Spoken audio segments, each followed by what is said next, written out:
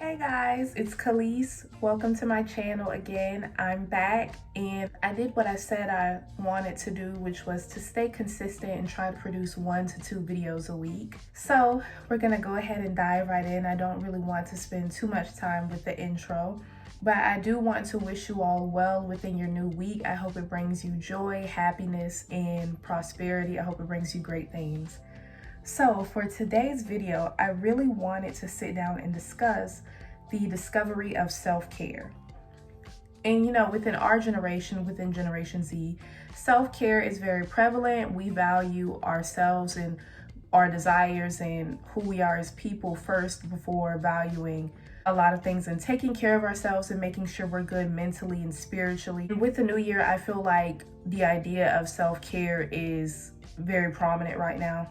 But with older generations, with our parents, with our grandparents, they weren't too knowledgeable about self-care.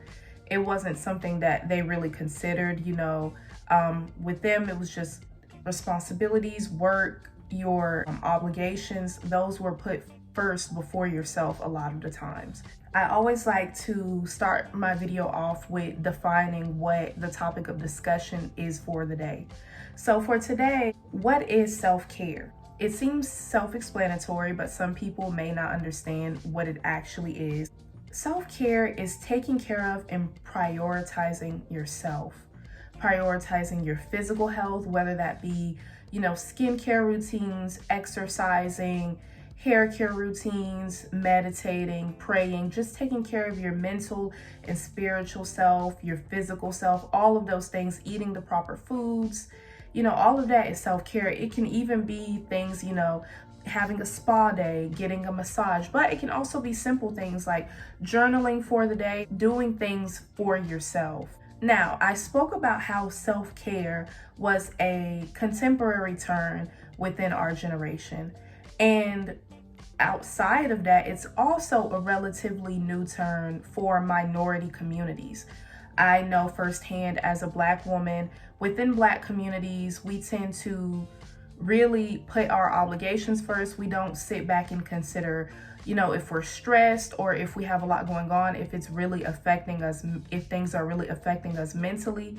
We usually just off-ride things, and if we are putting concern on our trials, our trauma, what we're going through mentally, we're oftentimes looked at as weak or just not a strong person. You're supposed to be able to take a lot of things, especially as Black women. We're supposed to be able to be strong, fight through situations, but sometimes it's okay to just take a step back, focus on yourself, take a breather, and, try some yoga, try to meditate, try a Pilates routine. And I know a lot of those things are a little bit obscure within the Black community, but trust me, it helps. Outside of Black women, if a Black man tries to express his emotions or what he's going through mentally, he's also seen as weak.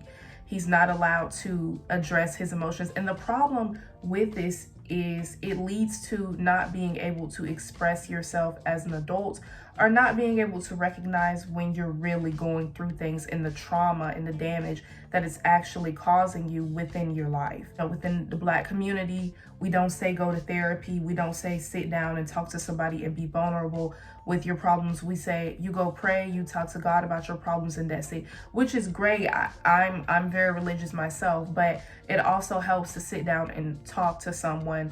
So I think the rise in the idea of self-care, it arose from an increase in depression and suicide amongst people. Over time, workforce, financial problems, things of that sort, especially when we started to enter a really extremely capitalist society with the fast-paced market and people having to work a lot more to be able to afford things. It led to a lot of depression and anxiety and suicide.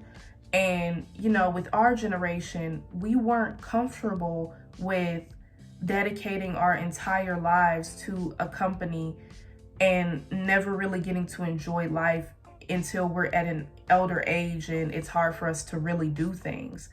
So, we took things into our own hands. We tried side hustles. We try making a lucrative income on our own. And we try to prioritize who we are as people, our identity, and what we want for ourselves. And we place emphasis really on self-care. And I'm trying not to be all over the place with this video, but I feel like self-care encompasses a lot of ideas, a lot of things. So I want to really break down everything. I also feel like a big part of depression and suicide within contemporary societies not only has to do with the job market, the workforce, and finances, bills, how expensive everything is, inflation right now, but it also has a lot to do with the oversaturation of social media, and there are not enough interpersonal connections anymore. We sit and look at our screens for 6, 7, 8 hours a day. And I would advise, if you really, I think a great way to really grow mentally is to try to get your screen time down to 2 or 3 hours a day if you can, and just spend time with yourself instead of sitting looking in on the lives of others all day. Social media, scrolling our phones, which social media is a highlight reel. People are only going to post about the best things they have going on in life. They're not posting every single thing of every single day that's going on in their life, the hardships and the things that they deal with. So you're scrolling and you're comparing yourself to other people, and it makes you feel like you're behind, especially in Gen Z's generation. We really feel like, if we're not a millionaire by 25, we're doing something wrong, which is a completely absurd idea. We don't really get to make personal connections like we used to, talk to people one-on-one, see what's going on in their minds, go out to social events. It's some people, nothing against them, but it's some people out there who just sit in their bed all day and scroll through the phone. And I was like that at one point, but it really adds to your depression, your comparison of yourself to other people, which is just not healthy. It's not a part of self-care. It's not feeding your soul, and it's definitely not feeding your mind, because humans are like sponges. The media that we take in, it consumes us, and that becomes our reality, what we think of the world. So if you're always taking in negative media, you're going to see the world in a very negative light. If you're always taking in people out here doing these great things, you're gonna believe that you're behind, or you're not doing something right, or possibly there's something wrong with you. So it really helps to just clear your mind and try to really focus on what you have going on in life. Focus on your mental capacity and how you can improve that. So with that being said, that was kind of like, it was a little bit of an extended intro, but I really just want to give some tips on some things that you can do to improve your self-health on a daily basis. And these are things that I do. These are lessons out of my book. So the first thing you should consider doing is putting together a daily routine. I feel like a daily routine, a daily schedule is essential to the productivity of your day. Now, if you're the type of person, you have a hard time with discipline, you're not exactly structured, it could be a challenge, but it can also help to structure you and give you discipline throughout the day. So I really think it's important to put together a daily schedule, even if it's off even if it's off sometimes, but just putting together and crafting a really good routine throughout the week. You can probably chill on the weekends. The second tip I would say is to get some form of physical activity throughout the day, at least 30 minutes. And I know it's a cliche. People always say, work out, exercise, but it's really beneficial. It really helps. It helps to clear your mind. Exercise is a mood booster. You're gonna feel better throughout the day. You're gonna feel more confident about yourself. You're going to feel disciplined. You're gonna feel like you actually accomplished something throughout that day, and you want to feel that way. So I think it's essential and your body will feel better throughout the day as well. So try to get in at least 30 minutes of physical exercise.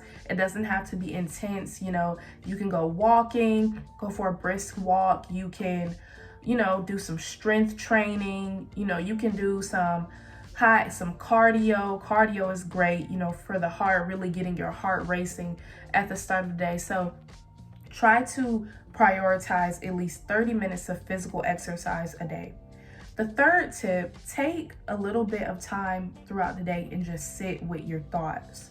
Whether you want to do meditation, whether you just want to sit, just take a moment, don't think about anything else, and don't think about the things that you have going on throughout the day. Just think about where you are, your mental state, and just sit and just clear your mind and relax. Try breathing exercises, maybe a 5-minute breathing exercise throughout the day.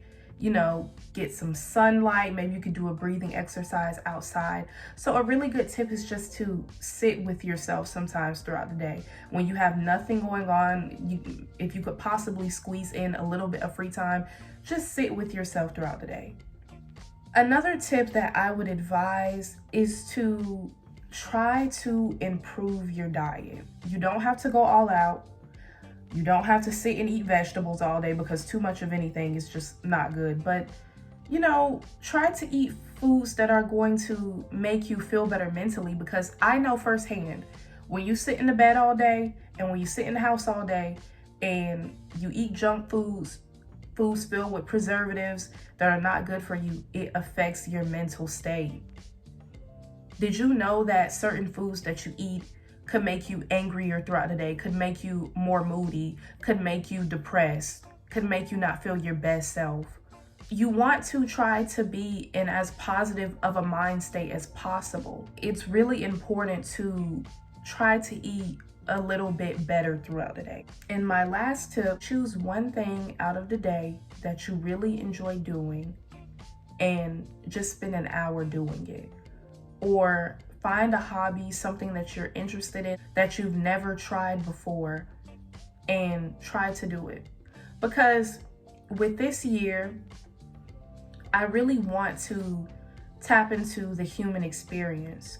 I feel like for a large portion of my life, even now, I've always been concerned about career success, academic success. But, there are other forms of success you can focus on: becoming a better human, becoming a better version of yourself. If you're interested in the guitar, try to learn guitar lessons. If you're interested in learning about a different language, start studying a different language. These are just ideas to really get you to hone in on yourself, because we spend too much time worried about other things than ourselves in life. I'm gonna go ahead and wrap this video up because I'm going a little bit over the time limit I set for myself. I'll just start talking and I could go on and on. But I really just wanted to share some insight on self-care, especially with it being the new year. Usually I come up with something off of the top of my head related to my experiences for the day, and I present that in the form of a video. Thanks for tuning in. Bye.